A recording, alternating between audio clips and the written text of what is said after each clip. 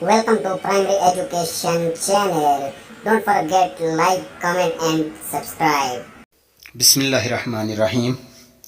अस्सलाम वालेकुम जी। तो बच्चों कैसे हो? ठीक ठाक। आज हमने पढ़ना है इंग्लिश का अगला अल्फ़ाबेट जो कि है ई। तो ये कैपिटल लेटर भी आपको नज़र आ रहा है और स्मॉल लेटर भी। तो देखते हैं ई से कौन कौन से अल्फाज बनते हैं, वर्ड बनते हैं। तो सबसे पहले E for elephant. Elephant mean हाथी और इसके स्पेलिंग है ELEPHANT। तो अगला वर्ड है ई फॉर एग।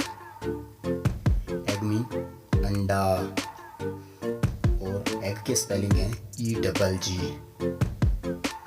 अभी अगला अल्फ़ाबेट अपना वर्ड है E for eagle. Eagle mean उकाब, इसका स्पेलिंग है EAGLE। तो ये था आज का सबक।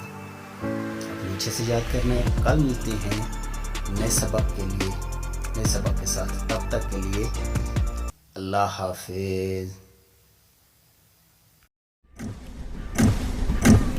चैनल को सब्सक्राइब नहीं किया तो अभी सब्सक्राइब बटन दबा दें और साथ में दिए बेल आइकन को जरूर प्रेस करें।